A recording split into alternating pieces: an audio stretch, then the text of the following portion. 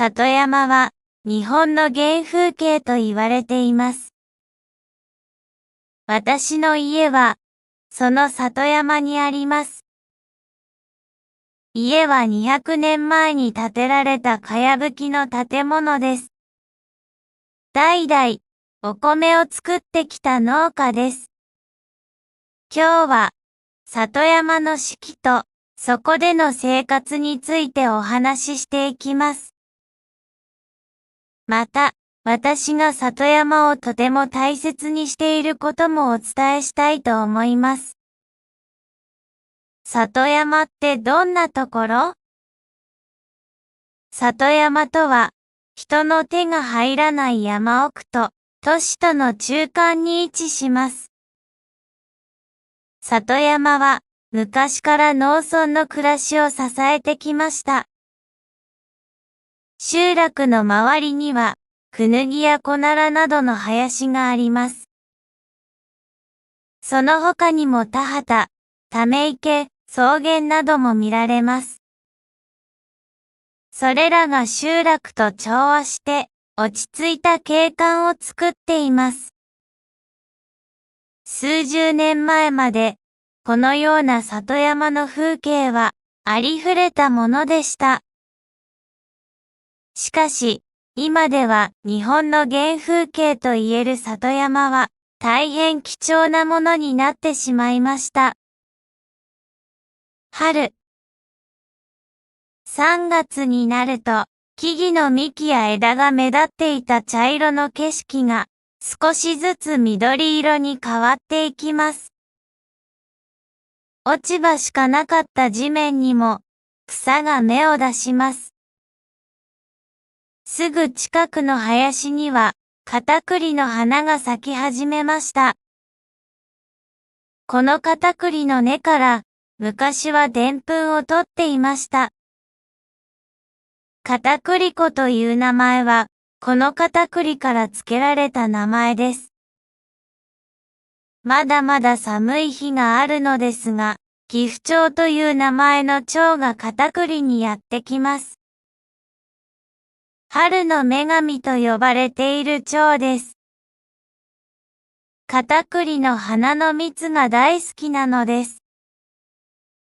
この岐阜蝶は、今では数が少なくなり、日本では限られた場所でしか見ることができません。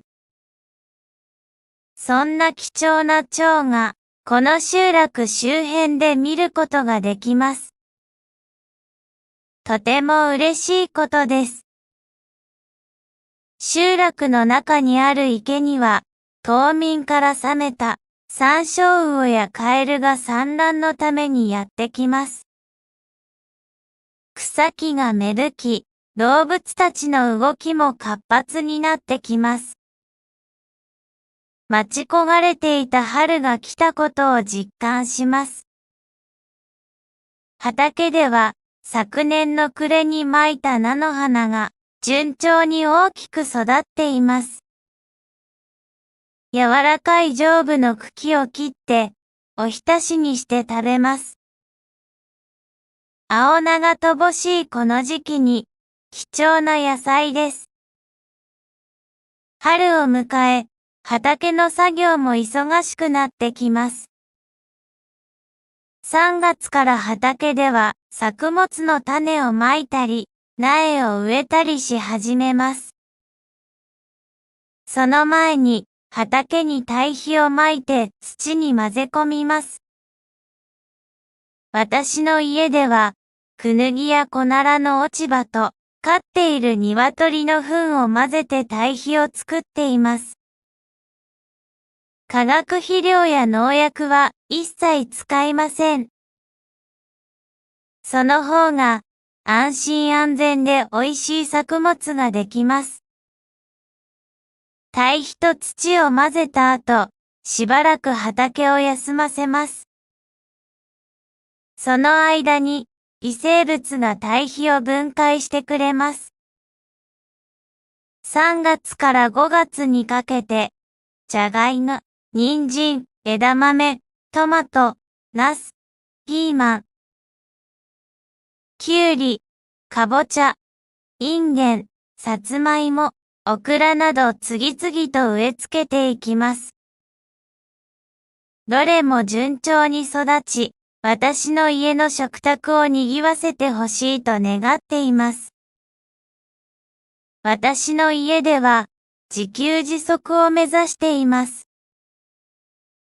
主食のお米はもちろんですが、野菜や果物も、なるべく自分たちで作るようにしています。4月になると、楽しみにしていた山菜狩りに行きます。家族総出で、お弁当を持って山に入ります。お目当ては、フキノトウ、ゼンマイ、わらび、タラの芽、こごみ、うど、セリ、三つ葉などです。家族しか知らない秘密の場所があります。毎年、そこに行くと、お目当ての山菜をたくさん取ることができます。フキノトウ、タラの芽などは、天ぷらにして食べると、とても美味しいです。ゼンマイは茹でた後、天日で干して乾燥させ保存します。食べるときは、水で戻します。油揚げと一緒に、醤油、みりん、だし、砂糖を入れて煮ます。うどは、生のまま薄く切って、甘い酢味噌をつけて食べます。セリや三つ葉は、おひたしにして食べたり、おすましの中に入れたりして、風味を楽しみます。どの山菜も、独特の香りと味があり、春の恵みをありがたく頂戴します。春の楽しみは他にもあります。近所の人たちと一緒に行う桜の花見です。満開の桜の花の下で、みんなでお弁当を食べたり、お酒を飲んだりします。私の家では、お弁当はいつも巻き寿司を持っていきます。見た目がとても華やかなので、花見にはぴったりのお弁当です。それぞれの家から持ち寄ったおかずをみんなでいただきます。お酒も入り、話が盛り上がります。花見をすることで、集落の人と人との絆が一層強くなります。共同作業の時、その絆の強さが活かされます。田植えの準備にも取り掛かります。昨年の秋に採れたお米の種のことを種もみと言います。種もみは田んぼにまかず、芽が出て大きくなるまで浅い箱で育てます。薄く土を敷いて、種もみをまきます。その上にさらに薄く土をかぶせます。水をたっぷりあげて、温室で苗が12センチメートルぐらいになるまで育てます。田んぼを整える作業も同時にやっていきます。昨年の稲刈りの後、レンゲの種を田んぼにまきました。そのレンゲが成長し、今は紫色の花が満開です。田んぼはまるで紫色の絨毯を敷き詰めたようです。とても美しい光景です。このレンゲをまいたのには理由があります。レンゲはマメ科植物なので、空気中の窒素を土に供給してくれます。窒素は植物の成長に必要な栄養分です。レンゲは稲の成長を助けるのです。レンゲはもう一つ私たちに恵みを与えてくれます。私の家では、ミツバチを飼っています。このミツバチたちはレンゲの花の蜜が大好きです。そして、私たちに爽やかなレンゲの蜂蜜をもたらしてくれます。レンゲとミツバチに感謝です。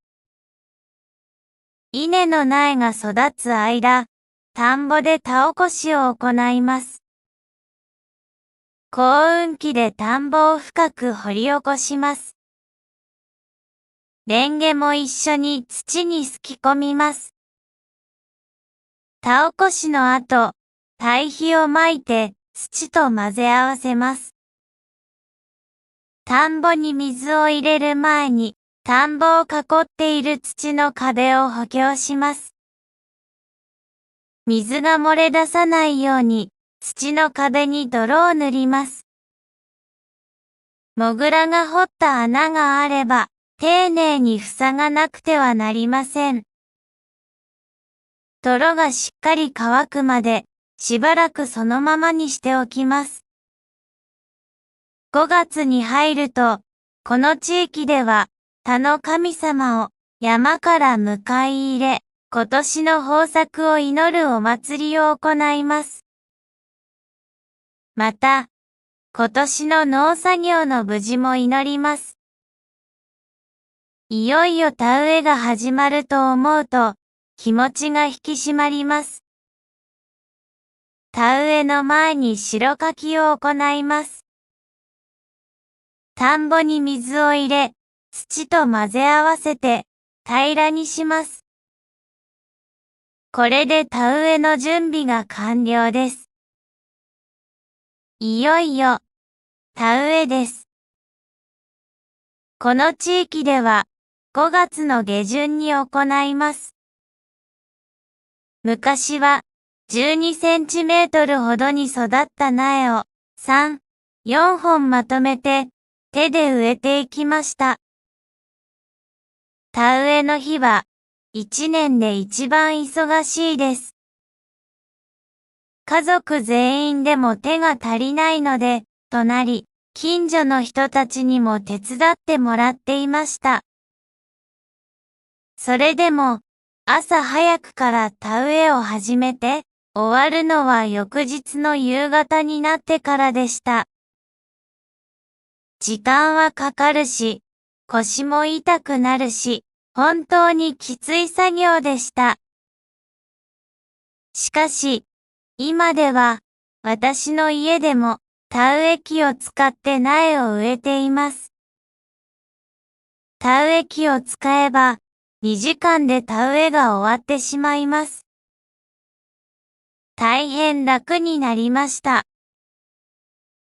それでも、田植えの作業が終わると、一安心です。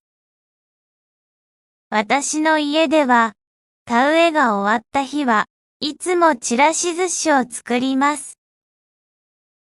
田植えが無事に終わったことを感謝するとともに、豊作になるようみんなで田の神様にお願いします。ちらし寿司を食べながら、楽しい夕食の時間を過ごします。田植えが終わると、田んぼが急に生き物たちで賑やかになります。どこからともなくカエルたちが集まってきます。夜になると、カエルたちの大合唱です。カエルを狙って、シラサギやアオサギがやってきます。田んぼの水の中を覗いてみましょう。小さなミジンコがたくさん発生しています。そのミジンコを食べるメダカがいます。また、トンボの幼虫のヤゴもミジンコを狙っています。メダカやヤゴを捕食する水カマキリやタガメなどの水生昆虫も見られます。農薬を使わなかった昔は、どこの田んぼにもいたドジョウもここにはたくさんいます。夏になったら、このドジョウを捕まえて、卵とじにして食べます。とても元気が出ます。集落ではみんなが無農薬で作物を育てています。そのため昔の田んぼでごく当たり前に見られた多くの種類の生き物たちがいます。ここでは生き物がお互いに関わりを持って生きています。豊かな生態系が存在し、生物多様性も保たれているのです。夏。6月になり、梅雨の時期になりました。雨が多い日が続きますが、やることはたくさんあります。梅の実を収穫して、梅干しを作ります。私の家では自家製の梅干しを毎日ご飯と一緒に食べています。昔からとても健康に良いと言われています。ここで梅干しの作り方を簡単に紹介しましょう。水洗いし、水気をしっかり拭き取った梅と塩をガラス容器に交互に入れます。上に蓋を乗せ、重しをします。重しをしてから1週間ほど経つと、梅の水分である梅酢が上がってきます。この状態で約1ヶ月ほどつけておきます。梅雨が明けた晴天の日に天日干しをします。梅をガラス容器から取り出し、ざるに並べ、日当たりと風通しの良い場所に置きます。時々、ひっくり返します。天日干しした梅を容器の梅酢に戻します。そうすると、ふっくらとした梅干しになります。容器の蓋をしっかり閉めて、涼しいところに置いておきます。私の家では、半年漬け込んだ後、食べるようにしています。ふっくらした色鮮やかな梅干しができると嬉しくなります。今日は、近くのお寺に出かけることにします。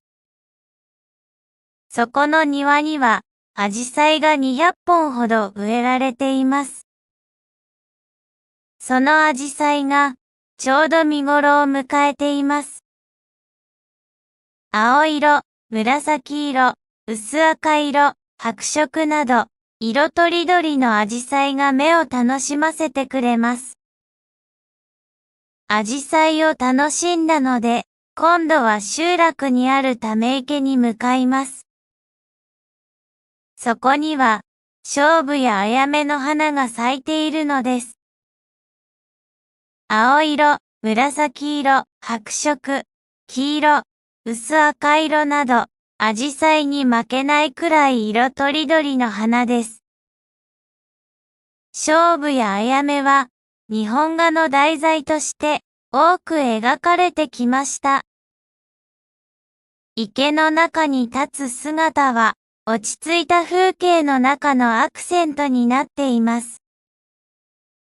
ため池に注ぐ小川には、夜になると、ヘイケボタルが数えきれないほどたくさん飛び交います。毎年、この時期に家族全員でホタルを見に来ます。ホタルたちは光をゆっくり点滅させながら、暗闇の中を飛び交います。時間が経つのも忘れて、光を目で追いかけます。とても幻想的な光景です。7月になると梅雨が終わり、本格的な夏がやってきます。田んぼの稲もぐんぐん成長する時期です。田んぼでは、稲だけではなく、他の植物も成長します。そのため、この時期は田んぼに入って草取りをしなくてはなりません。この地域では農薬だけでなく除草剤も使いません。そのため、草取りは人の手で行います。安心して食べられるお米を作るには、とても手がかかります。この時期に私たちの集落では、稲が無事育つように虫送りという行事を行います。これは、稲が害虫の被害に遭わないようにお祈りするものです。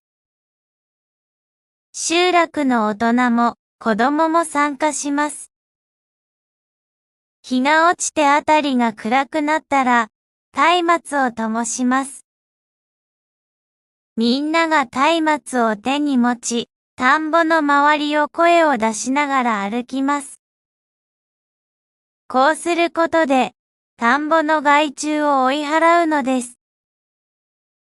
8月に入ると、田んぼの稲も順調に育っていきます。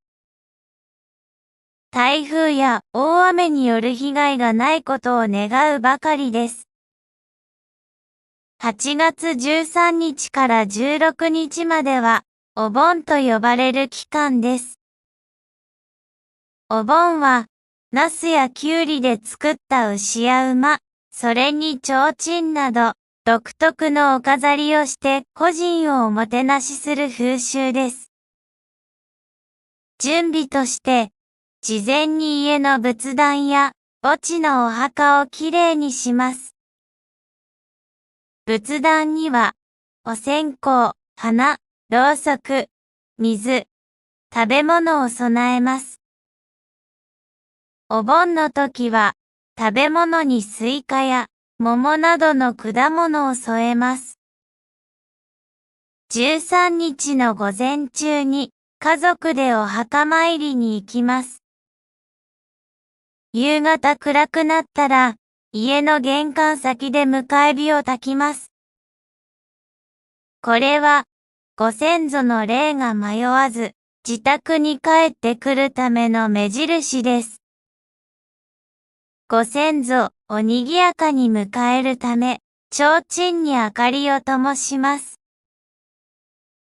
14日、または15日には、お寺の住職に来てもらい、読経をしてもらいます。16日は、玄関先で送り火を焚きます。ご先祖の霊があの世にまっすぐ戻れるよう、見送りのために焚きます。お盆の期間は、集落が賑やかになります。都会に出て働いている息子や、娘の家族が実家に帰ってくるからです。私の家でも、娘の家族5人が帰ってきて、先祖の供養を一緒に行います。孫たちは、近くの清流での川遊びを楽しみにしています。また、大人数でワイワイと話をしながら、楽しい食事の時間を過ごします。夏に欠かせない果物がスイカです。畑で育てていたスイカが、ずっしり重くなりました。井戸水で冷やしておいたスイカを、農作業の合間などに、みんなでいただきます。冷たいスイカを食べると、生き返ります。冷やしたきゅうりも丸ごと1本、塩をつけて食べると美味しいです。春に植えた野菜の苗も大きく育ち、次々と実をつけます。自宅で食べる野菜のほとんどは、自分の畑で採れたものです。自分たちで作る野菜は格別に美味しく感じます。ここまで、春と夏の里山の様子と、そこでの生活について紹介してきましたが、いかがでしたか？次の動画では、秋と冬の里山での生活のお話です。もっとたくさんの動画を作るために、ぜひグッドボタンとチャンネル登録をお願いします。それでは、次回の動画でお会いしましょう。